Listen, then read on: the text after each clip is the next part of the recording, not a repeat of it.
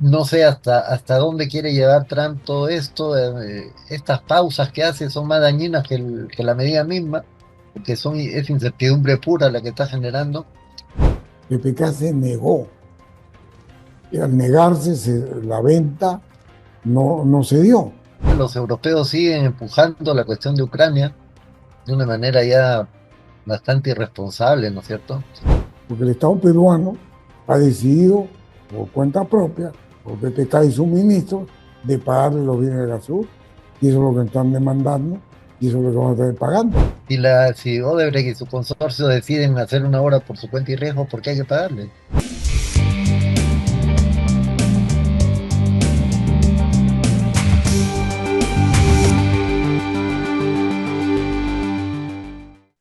Hola, bienvenidos a esta nueva edición de Causa y Efecto. Daniel estaba junto con César Gutiérrez para discutir los principales temas internacionales y nacionales. ¿Qué tal, César? Buenos días. Buenas, Daniel. De internacionales, el tema Estados Unidos-Europa, hay un tema de la valorización del dólar, y hay otros internacionales relacionados con Perú, un laudo arbitral en el CIADI que nos afecta directamente, ¿no? Sí, a Es eso un buen vamos. tema, creo, para desarrollar este programa. Perfecto. Este, bueno, creo que era evidente que Trump se iba a lanzar contra Europa, ¿no? Ha dejado lo de China más o menos en stand-by y ahora está atacando a Europa, que según él le hace más daño a Estados Unidos que China mismo. Eh, yo no sé si esto se va a arreglar también, si van a llegar a un acuerdo como con China, pero lo cierto es que Trump a Europa le tiene muy poca simpatía, siempre, de su gobierno anterior. Y Eh, mira, mucho ha influido el tema de los aportes americanos a la OTAN, como que les duele mucho que sea gran aportante y realmente con poco rédito. Entonces yo creo que es un tema que él viene hablando del primer gobierno, y ahora que ha hablado de aranceles del 50%, ¿ah? Eso sí, afecta mucho a Europa en vehículos.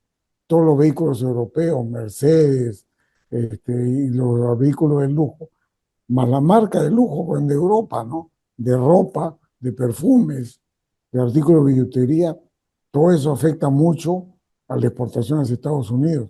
Los va a encarecer, y hasta la demanda, por supuesto, bajará, ¿no? sí, bueno, Trump ha dicho bueno, como te digo, no simpatiza mucho con Europa. Lo de la OTAN y lo de los gastos de defensa es un tema antiguo en Estados Unidos, o sea que Trump está recuperando. Yo recuerdo mi primera clase cuando estaba estudiando allá en Estados Unidos era un curso de economía europea. Y lo que hablaba el profesor, estoy hablando del fin de los años 70, era que Europa ya debería correr con su gasto de defensa porque no era posible que Estados Unidos estuviera financiándolo de esa manera. De manera que no es un tema que se haya inventado Trump, es un tema que ha estado presente en la mente de muchos americanos desde hace mucho tiempo. Pero otro factor que está influyendo también es el tipo de cambio, porque aquí hay un ataque por dos frentes, por el lado arancelario uno, pero por el tipo de cambio que se ha puesto en 1.13 más o menos, un dólar 13 por euro, cuando estaba casi en 1.1 hace poco tiempo, antes de que subiera Trump. Eso ya está Con encareciendo las exportaciones europeas a Estados Unidos. doble efecto, ¿no? Tasa impositiva y el producto del mercado interno, cuando se coloca en el puerto o aeropuerto para exportar, ya cuesta más caro, Claro, con lo cual claro. es bastante difícil ese efecto combinado con una Europa que ha corregido su tasa de crecimiento este año a 0,9. ¿Ah? Sí. Empezaron anunciando 1,3, pero hace a 1,9. Y con sus temas energéticos sin solucionar. El gran problema es muy dependientes del gas licuado americano, que va en barco. Es un tema muy importante para Europa. Sí. Y otra de las cosas de Trump, escuchada esta mañana, es que ha vuelto a insistir con lo de Canadá. Ha mandado otro mensaje a los canadienses, para que se conviertan en el Estado 51. Eh, ahora, creo que lo peor que se está generando, aparte de las medidas específicas, es la incertidumbre que se está dando a nivel de los mercados, ¿no? Porque ¿cómo se produce si no sabes qué arancel te va a corresponder cuando llegue el momento de la exportación? ¿Te seguirán comprando? ¿Ya no te seguirán comprando? Y creo que esto está produciendo incluso que algunas empresas ya entren en vacaciones adelantadas hasta ver que se resuelva toda esta situación. Que no sé hasta dónde quiere llevar Trump todo esto. Estas pausas que hace son más dañinas que la medida misma, porque es incertidumbre pura la que está generando. Y es bien preocupante ahora, y Europa además, con lo de la guerra de Ucrania, que también podemos conversarlo. Y la incertidumbre es muy grande, no solamente en la venta, sino porque los mercados suben y bajan y Claro, alguien gana en las subes y bajas del mercado. Escuchaba la otra es un analista español que hablaba que el secretario de Tesoro americano esperaba una valorización del tipo del dólar y hablaba de una valorización de cerca de 10 a 12%, pero que el término real es creció antes de la subida de Trump al gobierno y se ha caído en el gobierno de Trump. Entonces, ¿qué pasó con las teorías económicas? ¿Están en contracorriente? Y decían no, porque los mercados se adelantaron, hicieron lo que debían hacer y llevaron al tipo de cambio un valor alto del dólar. Y ahora han comenzado a vender y los mercados comienzan a ganar mucho dinero en las subidas y las bajadas. Más o menos, como parece que hay gente que conoce la medida previamente, sabe cuándo vender y cuándo comprar. Y están generando fortunas con los mercados bursátiles, tanto en Estados Unidos como en Europa. sí, sí, claro. La bolsa además es un sub y baja permanente. El cortoplacismo de la bolsa, bueno, es emblemático, ¿no? Pero una noticia mala se cae, una noticia buena al otro día sube.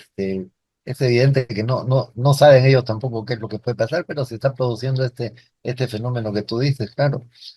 Ahora, Eh, pero el analista es un poco más allá. He escuchado a a tres analistas españoles de bolsa que ellos comienzan a acusar a la banca de inversión, a decir que las corrientes, así como nosotros hablamos en el Perú de la narrativa cuando se quería hablar de progresismo en el Perú, en Europa comienza a hablar de la narrativa, pero de la banca de inversión. O sea, venden optimismo, venden pesimismo y que esa narrativa la crea la banca de inversión a través de medios de comunicación económicos. Y eso ahí genera las subidas y las bajadas. Comienza a culpar a la banca de inversión de lo que viene ocurriendo en la bolsa, ¿no? sí, no hablaba de los economistas, pero creo que es evidente que los economistas son los que menos entienden lo que está pasando acá.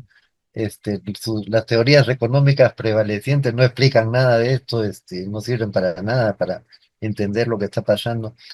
Pero se aferran, es curioso, ¿no? Lo que pasa con los economistas, se aferran a lo que les han enseñado en la universidad, como si fuera la santa palabra, aunque no tenga nada que ver con la realidad. Y eso pasa aquí también, César, ¿ah? Aquí Ah, también. no, Los acá por analistas supuesto, económicos acá hay acá una también nos pegan militancia muchas. de derecha a morir, ¿no? Aquí hay una militancia muy derechosa en el Perú, consecuente con ellos mismos, pero inconsecuente con lo que predicaban antes, ¿no? Antes hablaban de libertad de mercado, las ventajas comparativas, la ventaja de no tener una política de protección o de tener de no tener una política de protección contra las importaciones. Ahora hablan todo lo contrario y lo Sí, justifica, dice el retorno al imperio, es una lucha contra China, entonces lo justifica, pero digamos es un aferramiento ideológico. Hay muy poco economista que comienza a hablar con criterio económico, porque es difícil.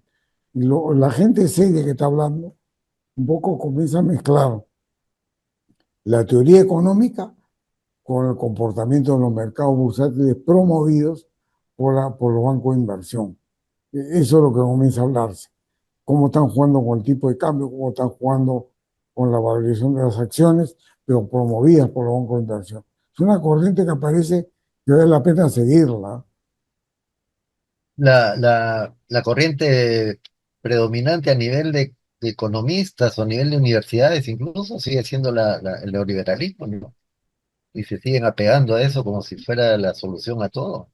Y no Claro, ahora, entienden. pero ni siquiera esto es neoliberalismo, es No, no, lo que proteccionismo de está los pasando, 70. Es que va en línea con lo que tú dices, el neoliberalismo, esto no es neoliberalismo, por supuesto, pero Claro.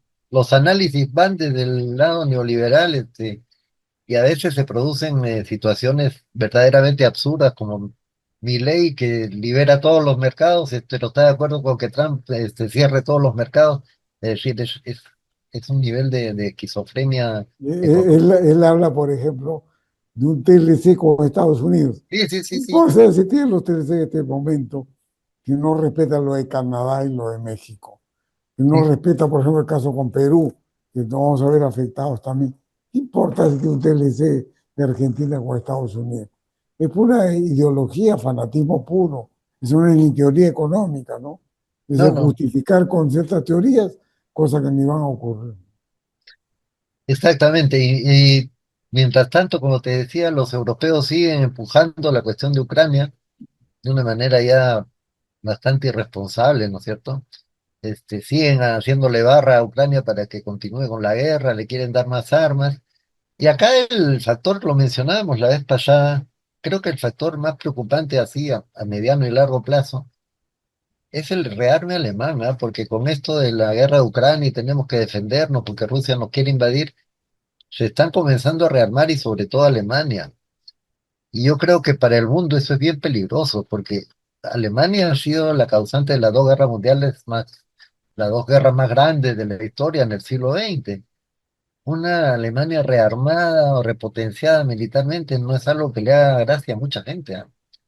Y creo que eso es un resultado de todo este cambalache que se está dando en el mundo, que es muy difícil de entender, pero se están produciendo eventos que más adelante pueden tener serios efectos, porque yo personalmente creo que Rusia no va a invadir Europa en ningún momento, que no tiene intención de hacerlo y que no es un enemigo para Europa. Creo que el principal enemigo para Europa es Alemania, Alemania. Y Alemania hay que verla con cuidado. Ahora, la discusión Estados Unidos-China ha pasado a segundo plano. O sea, ese cruce de aranceles 30 al producto chino en Estados Unidos y 10 para el producto americano en China, parece que satisface a las partes, ¿ah? Probablemente se queda anclado ahí. Ahora el tema es Estados Unidos-Europa. Ese es el tema de fondo. Sí, claro. China tiene muchas más herramientas y les ha demostrado. O sea, mira la cantidad de bonos del Tesoro americano, que es el segundo comprador después de Japón. Si decidieran vender, si decidieran vender muchos bonos, la tasa de interés se le va hacia arriba a Estados Unidos, es ser una deuda más cara. Tiene herramientas, pero Europa no tiene herramientas. No, no. Eh, No Sí, tiene tecnología nueva, no tiene, digamos, esta capacidad de vender o comprar bonos. Está muy endeble Europa. y de hecho Estados Unidos ya hace poco, o este año, vence el 25% de su deuda, creo que también lo hablamos, y la tiene que renovar, pero lo tiene que renovar con bonos que pagan una tasa de interés más alta que los bonos que están venciendo, con lo cual el pago de la deuda para Estados Unidos se va a hacer todavía más oneroso. Es una situación bien compleja, bien compleja. Vamos a ver qué pasa con nosotros, con el Perú en este contexto.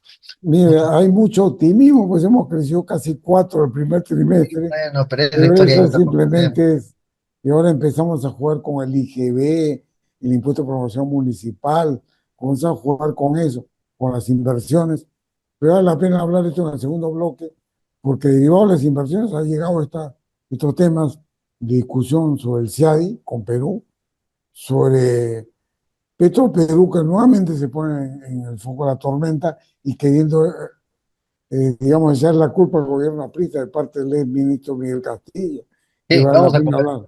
vamos a conversar sobre eso. Así llegamos al final del primer bloque. Sí, el bloque, usted qué piensa, y regresamos con César dentro de unos momentos.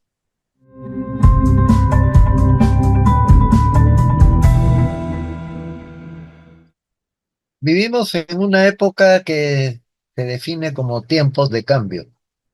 Son tiempos en que las cosas parecen ponerse de cabeza, en que no se entiende bien qué está pasando, en que lo anterior deja de ser. son tiempos que, como dijo un pensador italiano, comunista, el Antonio Gramsci, que murió en la cárcel, dicho sea de paso, él dijo que los tiempos de cambio son aquellos en los que lo nuevo no termina de nacer y lo viejo no termina de morir, pero que en el interín, decía, aparecen los monstruos. Creo que la definición es excelente, la frase es extraordinaria, y como estos son tiempos de cambio, han aparecido los monstruos, pues. Porque fíjense ustedes el nivel de presidente que está teniendo a nivel internacional. Trump. Trump puede ser el presidente de la primera potencia del mundo, de verdad, un señor que pone y quita aranceles y que no se sabe bien qué quiere hacer, si es que él lo sabe, qué quiere hacer. Milei, Milei puede ser presidente de un país como Argentina, una persona que no sabe hablar, solo de insultar y decir barrabasadas. Y así en otras partes. Los líderes europeos están totalmente perdidos, quieren entrar en guerra con Rusia, nadie sabe por qué, están suicidándose. ¿Qué es lo que está pasando? Son exactamente lo que dije al comienzo. Son tiempos de cambio. Son esos momentos en que se pierde la orientación hasta que se instale una nueva realidad. ¿Se instalará? Seguramente sí. Los tiempos de cambio también pasan. Lo interesante es ver cómo será el mundo que aparezca cuando todo esto se solucione de una u otra manera, cuando todo esto se resuelva, si llegue a un final de este periodo tan duro y aparezca en el mundo otra realidad que seguramente y ojalá será mejor para todos y mejor para el mundo entero. ¿Usted qué piensa?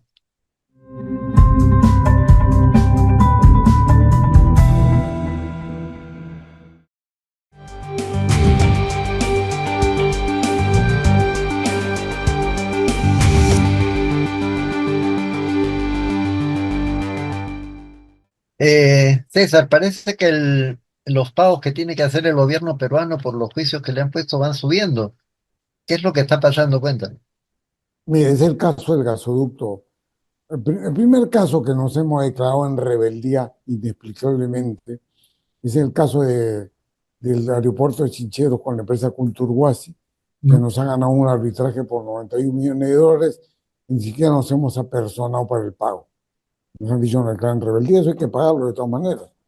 Pero lo que acaba de ocurrir, y eso ha sido ayer, es Enagás, que era un socio del 25% del consorcio de gasoductos sur peruano, obtuvo en diciembre pasado un laudo favorable a ellos por 200 millones de dólares.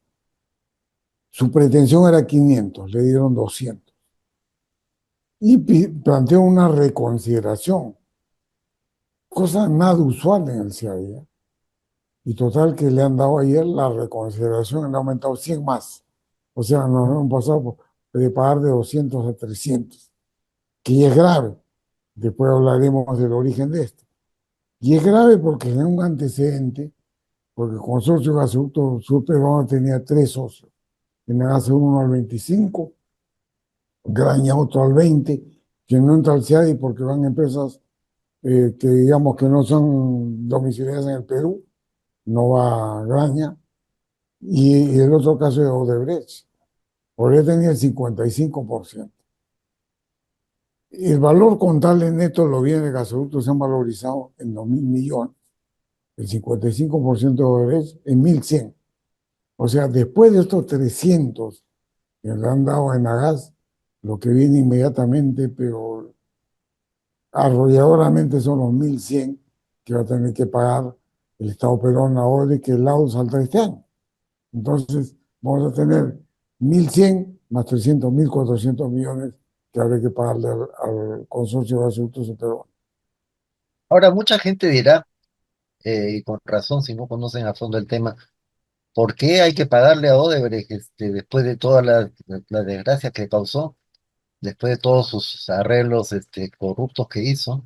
¿Por qué hay que pagarle además por una obra que es un elefante blanco, que no sirve para nada y que son tubos que están ahí tirados? ¿De dónde viene esta deuda con Odebrecht y esta necesidad de pago? Muy buen tema, Daniel. Mira, en secuencia, muy rápido. Junio del 2014 se da la buena prueba al consorcio del gasoducto. Julio del 2014 se firma el contrato entre Estado peruano y Odebrecht por el gasoducto y el consorcio, no más que Odebrecht. Hasta ese momento ya había empezado el caso Lavajato en Brasil, pero Odebrecht no estaba implicado. En junio del 2015 Odebrecht es implicado. Marcelo Odebrecht preso. De ese momento la posibilidad de poder acceder a un mercado financiero ya era nula. Y Odebrecht había tomado la decisión en julio del 2014 en el Perú de hacer construcción a cuenta propia con sus socios sin cierre financiero. Y en ese interín, entre el 2014 y el 2016, se gastan 2.000 millones de dólares. ¿Qué ocurre? Ya con el cierre financiero negado, que era evidente por la investigación, ellos acuerdan con el consorcio que compitieron, que en este caso era Sempra, la americana Sempra con Techin, la argentina, de venderle el proyecto. Y se presenta un problema. Y dicen, pero si compro, le pregunta al gobierno de PPK, hay una cláusula anticorrupción. Si mañana pasa algo, ¿qué pasa conmigo que he comprado? Esto cuesta más de 2.000 millones de dólares. Claro, Y lo que se plantea es, paguemos un fideicomiso. Si se encuentra, culpabilidad no le pagarás, o verás que le pagas. Y si no, sencillamente será el dinero de PPK se negó. Y al negarse, la venta no se dio. Ahora, una buena pregunta, y no sé si habrá el tiempo para responderse, es ¿y por qué se negó? Pero bueno, se negó. ya, Entonces, eso ocurre en diciembre del 2016, la negativa pública. En enero se venció la fecha del cierre financiero, no hubo cierre financiero. De acuerdo al contrato venía la resolución del contrato. Se resolvió el contrato, se ejecutó la carta fianza, 260 millones de dólares de carta fianza. Bueno, cuando ocurre eso, pues, y ejecutaron la fianza, ahí tienes tus cosas, ve qué haces, pues, ¿no? Y el Estado cobró. Pero que a menos de una semana de la caducidad del contrato, PPK y su Consejo de Ministros en pleno deciden sacar un decreto de urgencia, diciendo que van a reconocer el valor contable neto de los bienes del gasoducto y que lo pagarán en un año. Se llama el decreto de urgencia 001-2017. Entonces ellos se comprometen a pagarle al consorcio lo que han gastado y se pone en plazo, bien decreto de urgencia. Entonces, eso, la pregunta es ¿por qué hizo? ¿Por qué hizo eso? Bueno, llegó el 2018, PPK en enero de 2018, después de la denuncia de Popeo de Brecht en el caso Rosa Bartra, que ya lo tenían por su relación con Odebrecht, sencillamente no honra y eso motivó los procesos arbitrales. Entonces, los procesos arbitrales están motivados porque el Estado peruano ha decidido por cuenta propia, por PPK y sus ministros, de pagarle los bienes de gasoducto.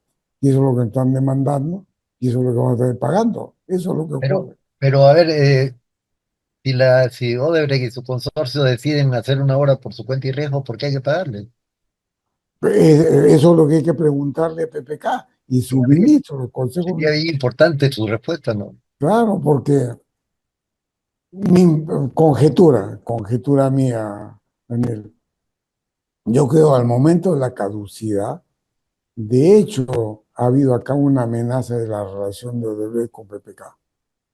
Y yo creo que en el arrepentimiento ha venido el decreto de urgencia de pagar.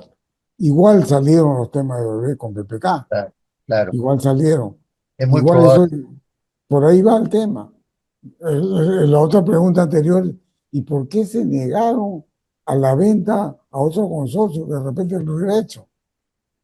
¿Por qué se era con cierre financiero de la propia empresa? Claro, ahí las especulaciones son bastante obvias, creo, pero en fin, esa es la historia de nuestro país. El gasoducto y la refinería de Talara son dos obras que no se justificaban, creo. Bueno, el gasoducto no se justificaba además porque no había de dónde sacar el gas para transportarlo y no se sabía para qué se iba a transportar.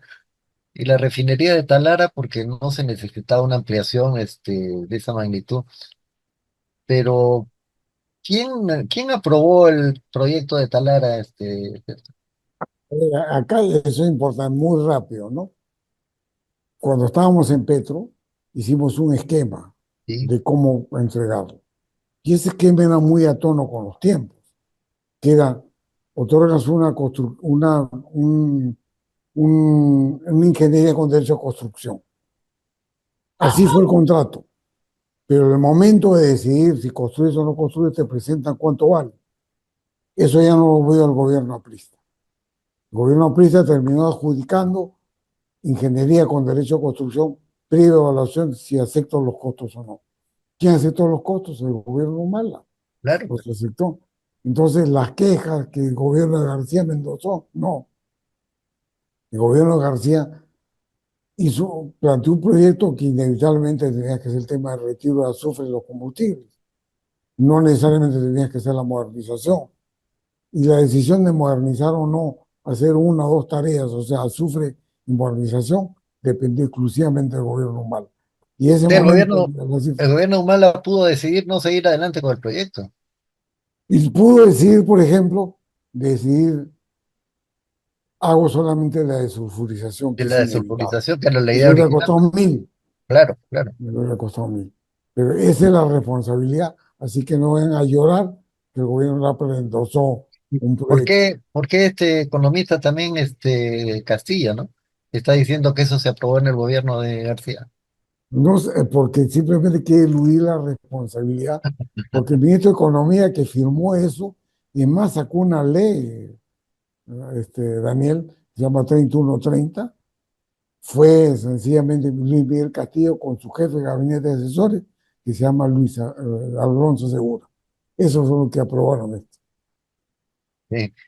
Pero qué burdo, ¿no? A ver, porque nosotros estuvimos en el directorio de Petroperú y yo no me acuerdo que se hubiera aprobado el proyecto en ningún momento, Por por lo menos. supuesto que no, por supuesto que no. Y habrá oportunidad de ampliar, porque es un tema largo, pero vale una aclaración muy rápida como la que hemos hecho. Y ya nos veremos la próxima semana con otros temas. Perfecto. La, la, la situación de Petroperú, rapidito, ¿ha habido alguna novedad? Pues es un tema que siempre interesa. No, bueno, lo que es el primer trimestre, 111 millones de dólares de pérdida. Veremos cómo cierra en junio, que nos los anunciarán en julio, pues tienen 30 días para mostrar los estados financieros. Yo no creo que salga bueno todavía, porque está paralizar la refinería una buena cantidad de días. Sí, el tema de la refinería, bueno, nos va a llevar a la situación actual de Petroperú. Eh, ya hace tiempo que no se habla mucho de Petroperú, pero entiendo que los problemas siguen todavía, ¿no? Porque no creo que se hayan solucionado.